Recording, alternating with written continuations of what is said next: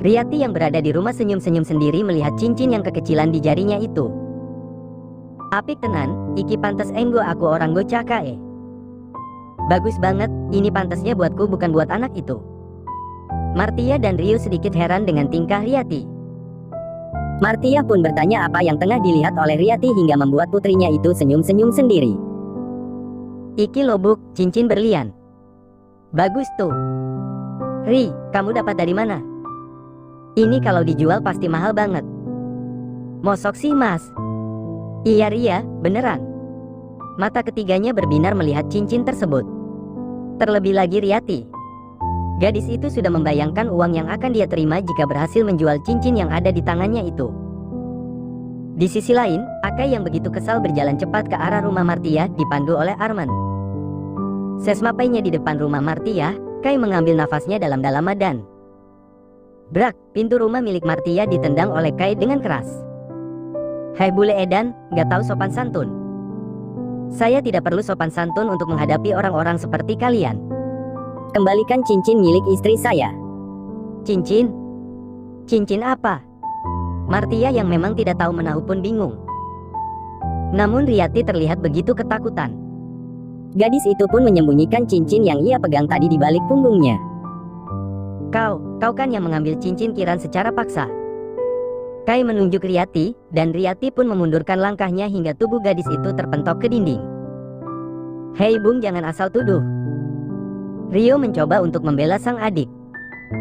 Baiklah, jika kamu tidak segera mengembalikan cincin itu sekarang juga, maka aku akan memanggil polisi kemari. Aku akan melaporkannya dengan pasal berlapis, yakni perampokan dan penganiayaan. Kau tahu berapa lama kamu akan dipenjara? Lebih dari 10 tahun. Pada hitungan ketiga, Arman akan menelepon polisi jika kau tidak segera menyerahkan cincin itu. Men, siap. Siap bang. Arman menyeringai. Ia mengangkat ponselnya, dan benar saja di layar ponsel itu adalah nomor telepon kantor polisi. Riyati gemetaran, ia sungguh takut dengan ancaman Kai. 1, 2, tunggu. Ini aku kembalikan, tapi jangan dilaporkan ke polisi. Aku tidak mau dipenjara. Kai tersenyum puas, begitu juga dengan Arman. Sedangkan Martia dan Rio mereka sungguh malu dengan kelakuan Riyati. Namun karena memang orang-orang yang sombong dan congkak, Martia pun masih bisa menyombongkan diri. Halah, cincin kayak gitu aja diributin. Kai membuang nafasnya kasar. Ia sungguh enggan berdebat dengan orang-orang yang miskin ilmu dan miskin adab di depannya itu. Terserah apa yang mau Anda katakan Nyonya. Namun ini adalah peringatan pertama dan terakhir saya. Jika saya melihat dan mengetahui keluarga kalian mengganggu Kiran lagi, maka saya tidak segan-segan menjebloskan kalian ke dalam penjara. Ingat, saya memasang CCTV di rumah saya, jadi saya tahu semua yang terjadi di rumah saya. Black. Riyati dan Martia menelan salivanya dengan susah payah. Rupanya bule itu sungguh tidak main-main dengan ucapannya. Namun tidak dengan Rio, tangan pemuda itu mengepal erat. Ia begitu marah dan kesal dengan tingkah Kai yang menurutnya sangat sok. Arman, ayo pergi. Arman mengangguk mengikuti Kai. Meskipun Kai adalah karyawannya, namun entah mengapa Arman selalu nurut dengan apa yang diucapkan Kai. Makasih ya men. Oh iya, bolehkah hari ini aku izin dulu? Kamu bisa memotong gajiku. Elah bang bule, ndak usah risau begitu. Urusin Kiran dulu, kasihan juga pasti syok dia. Tang you men. Yoi bang. Kai tersenyum, pemuda itu sungguh baik hati. Ia berjanji akan membalas perbuatan baik dari pemuda itu nanti saat sudah kembali ke kota J. Kai sedikit berlari menuju ke rumah. Ia sudah tidak sabar ingin memberikan cincin tersebut kepada sang istri. Sayang, Kiran. Tidak ada sahutan dari istrinya. Ia pun masuk ke kamar. Kai tersenyum mendapati Kiran yang tertidur dengan pulas. Kai pun mendekat dan menyematkan cincin itu di jari manis sebelah kanan, karena di sebelah kiri terlihat memerah dan lecet. Ia mencium tangan Kiran. Kai pun merangsek naik ke atas tempat tidur dan berbaring di sebelah sang istri. Ia memeluk tubuh kecil Kiran. Ya, perbedaan tinggi tubuh Kai dan Kiran yang begitu mencolok membuat Kiran begitu kecil di pelukan Kai. Kiran yang hanya memiliki tinggi tubuh 158 cm sangat jauh dengan Kai yang memiliki tinggi 187 cm. Istirahatlah sayang. Di kota J, tepatnya di kantor Addis Company, Lucky dan Mira tengah kebingungan menghadapi permintaan para klien. Mereka bahkan sampai mengacak rambut masing-masing. Mas, telepon si kembar. Suruh mereka ke sini sekarang.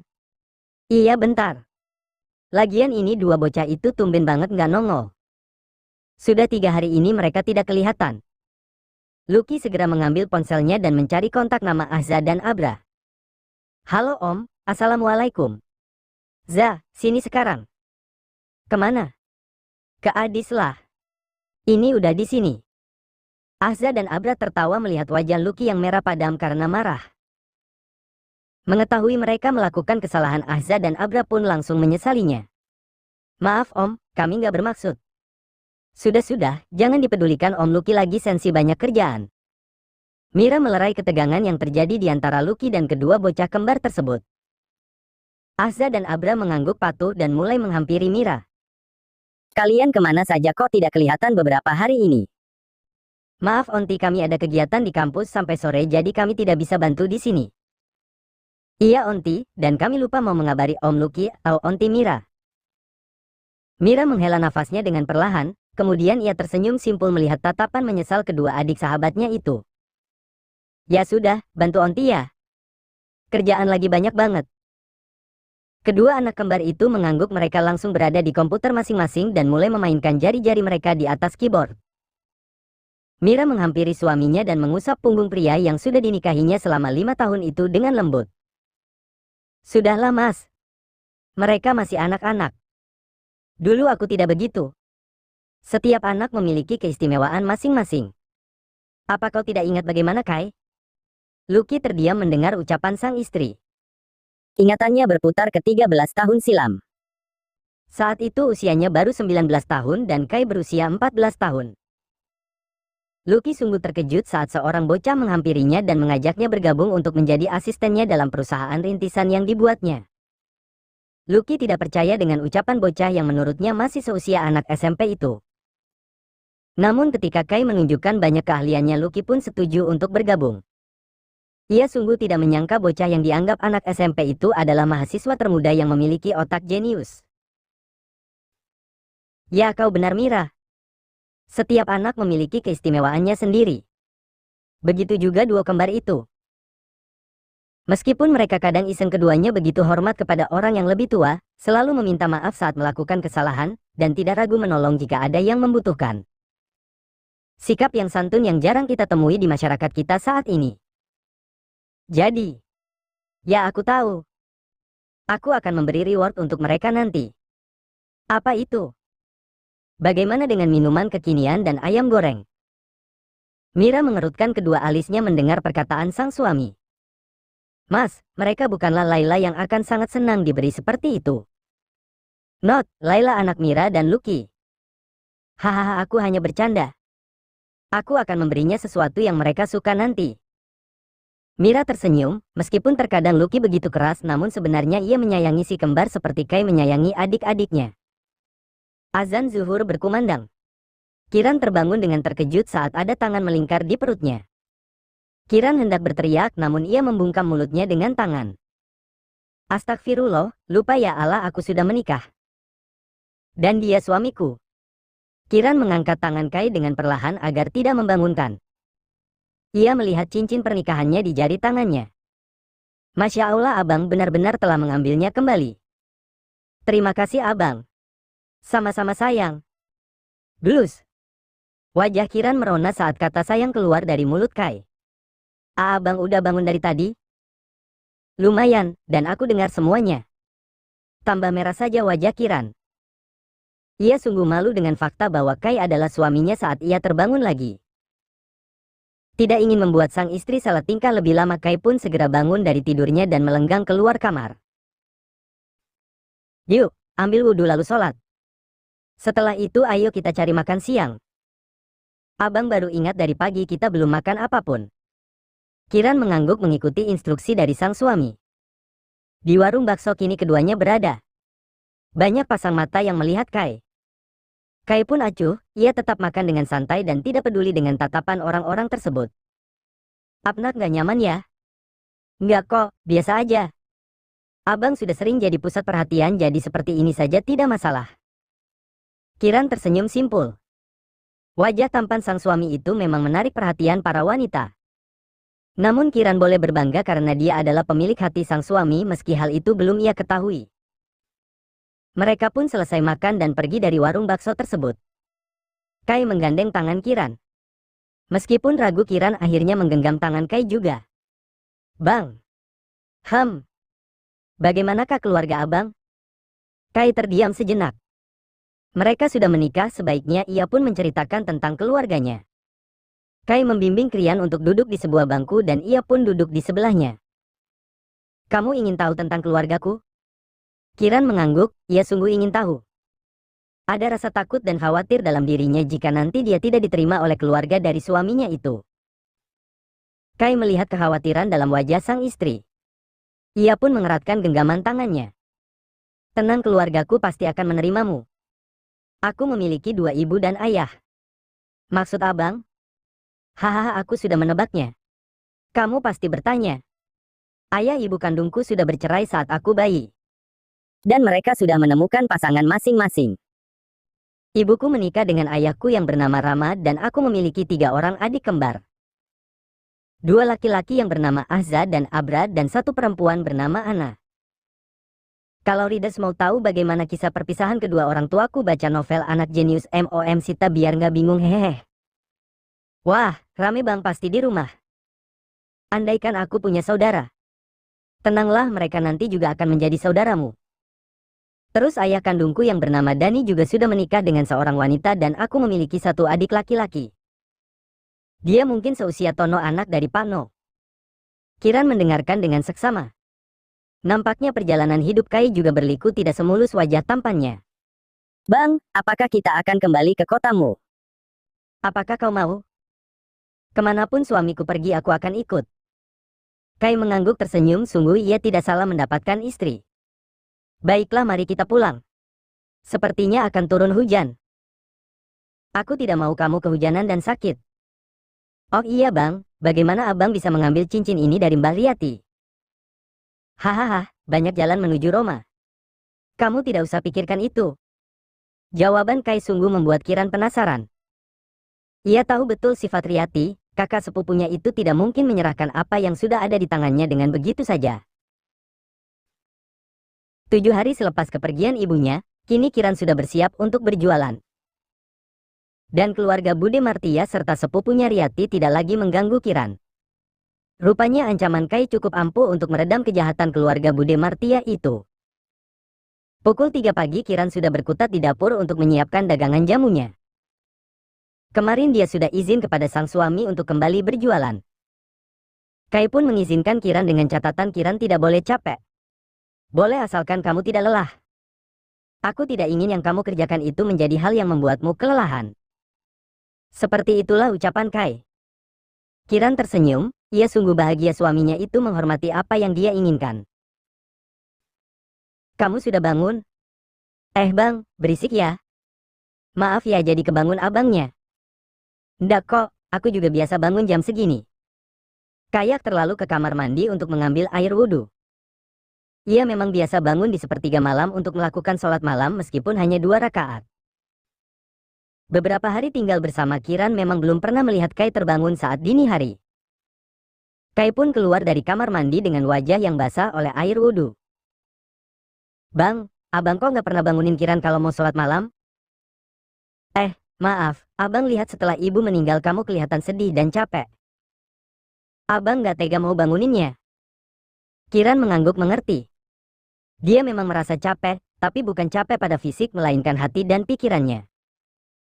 Ditinggalkan orang yang begitu dia sayangi membuatnya kehilangan pegangan. Beruntung Kai selalu membesarkan hatinya. Kai masuk ke kamar untuk sholat dan Kiran melanjutkan aktivitasnya. Tak berselang lama Kai yang sudah selesai sholat menghampiri Kiran. Ada yang bisa abang bantu? Kiran berpikir sejenak, apa yang bisa dilakukan oleh suaminya itu. Abang bisa ambilkan panci, nah kalau sudah diambil ini dituang ke panci lalu direbus. Siap. Kai mengikuti instruksi sang istri. Kiran sungguh bersyukur suami bulenya itu mau membantu pekerjaannya. Dan Kai melakukan semuanya dengan sangat sempurna. Hahaha, CEOA Disguise, biasanya memegang keyboard komputer ini pegang panci.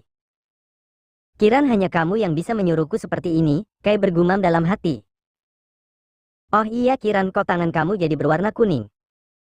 Dulu abang sempat melihatnya tapi takut bertanya. Kiran mengangkat tangannya, oh ini karena kunyit bang. Kiran kan buat jamu kunyit asam, bahan utamanya yakni rempah kunyit, nah prosesnya kan ditumbuk lalu diperas, jadinya tangan Kiran ikut kuning. Kai mangguk-mangguk tanda ia paham. Pasangan suami istri itu pun saling bantu-membantu menyiapkan dagangan jamu sampai azan subuh berkumandang, semuanya pun selesai. Alhamdulillah. Abang kalau mau ke masjid nggak apa-apa. Ini sudah selesai kok. Oh iya Kiran, setelah ini ke tukang sayur ya. Kai mengangguk lalu kemudian bersiap menuju ke masjid. Sudah beberapa hari ini Kai diminta untuk sholat di masjid karena Kiran sedang berhalangan. Baiklah, saatnya ke tukang sayur buat masak sarapan. Kiran keluar dari rumah lalu berjalan ke depan untuk mencari tukang sayur langganannya.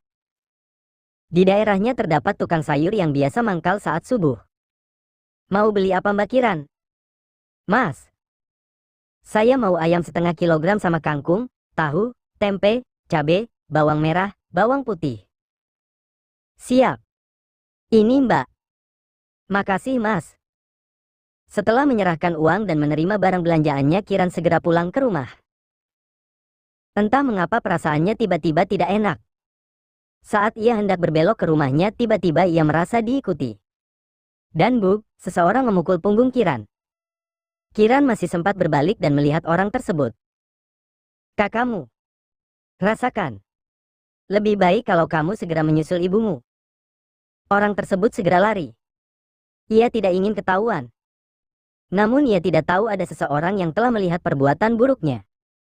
Kiran jatuh pingsan dan tergeletak di jalan. Sayuran yang ia beli pun terjatuh.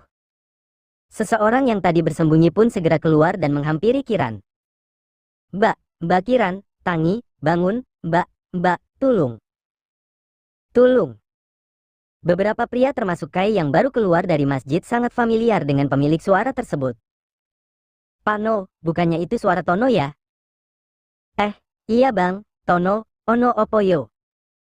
Kai, Pano, Arman, dan Pak Burhan berlari mendekat ke arah suara Tono. Beberapa warga pun ikut keluar dari rumah.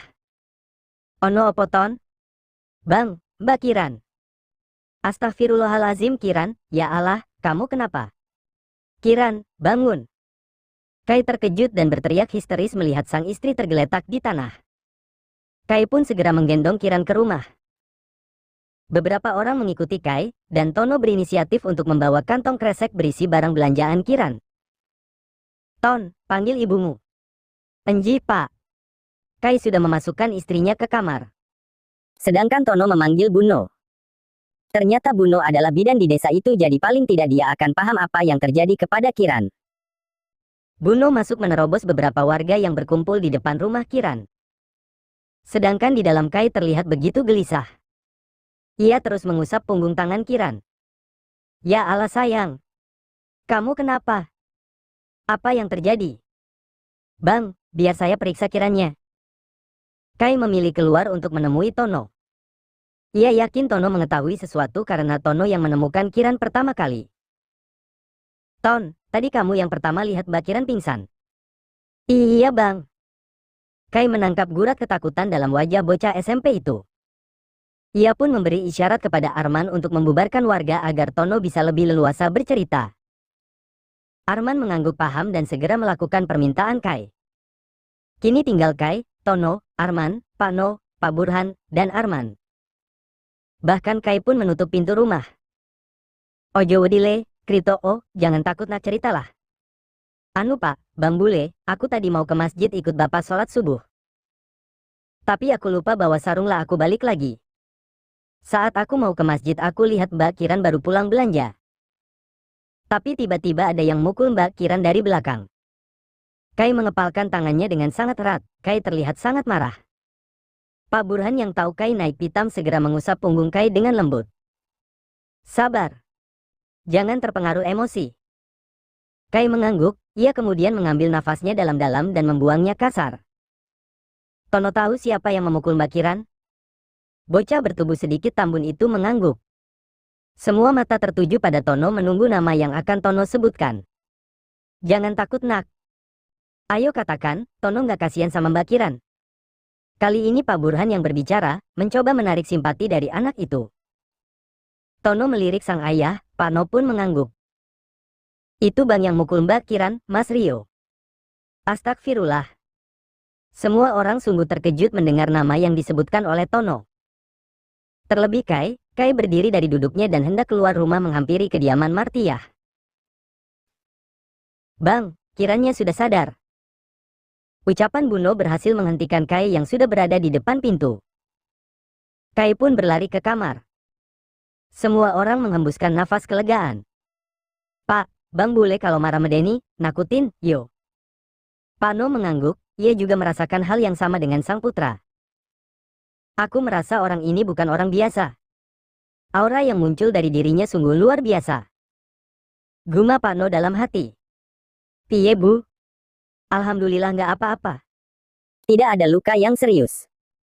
Tapi nanti bisa dicek ke dokter. Ya sudah ayo pulang. Buno mengajak semua orang untuk pulang agar Kiran bisa istirahat. Di kamar Kai langsung memeluk Kiran. Ini kali kedua Kai merasakan sebuah ketakutan setelah sang momi koma waktu ia masih kecil. Abang nangis. Kiran merasakan air mata Kai yang membasahi bahunya dan tubuh pria itu yang terguncang. Kiran kemudian diam dan mengusap punggung lebar suaminya itu. Ia dapat merasakan cinta Kai kepadanya sekarang. Hal tersebut membuat Kiran semakin yakin dengan Kai. Bang, maafin Kiran ya sudah membuat abang khawatir. Kiran memberanikan diri untuk membelai lembut rambut sang suami. Kai menciumi bahu istrinya. Kiran yang sudah tidak memakai hijabnya membuat Kai bisa langsung memeriksa punggung belakang sang istri yang terkena pukulan. Nampak memar berwarna biru di sana. Kai membuang nafasnya kasar, dalam benaknya ia ingin segera bisa menghajar habis-habisan pria itu sekarang juga. Aku yang minta maaf karena tidak bisa melindungimu. Kai melepaskan dekapannya dan menatap lekat wajah cantik sang istri. Kiran mengusap mata Kai dengan tangannya. Bukan abang yang salah. Mungkin memang sudah begitu jalannya. Kita ke rumah sakit ya buat cek takutnya kenapa-napa.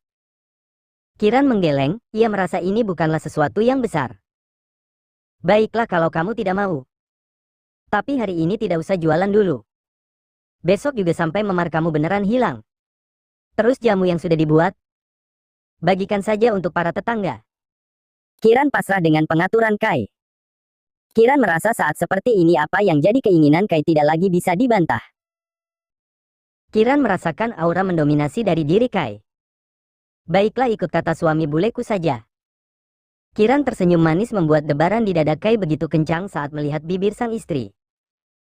Kai pun mengusap bibir mungil sang istri itu dengan ibu jarinya. Apakah boleh? Kiran yang paham akan pertanyaan Kai hanya mengangguk dengan wajah yang merona. Kai pun mendekatkan wajahnya ke sang istri dan langsung mengecup singkat bibir Kiran. Suara cecapan itu terdengar menggema di ruang kamar tersebut. Kai melepas pagutannya agar Kiran bisa mengambil nafasnya. Ini adalah ciuman pertama bagi keduanya. Kai melihat wajah Kiran yang merona. Ia menghapus jejak ciuman pertama mereka di bibir sang istri dengan jarinya. Apakah ini juga yang pertama bagimu? Kiran mengangguk, dan Kai tersenyum lebar. Terima kasih telah menjaganya untukku. Lalu kapan aku bisa mendapatkan hakku? Kiran terkejut mendengar pertanyaan Kai. Ia pun langsung mendongakkan kepalanya menatap wajah sang suami.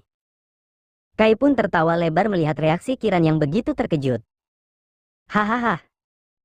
Sudah jangan dipikirkan. Aku hanya bercanda, aku akan menunggu sampai kamu siap. Maaf bang. Kiran menunduk lesu. Ia merasa menjadi istri yang buruk.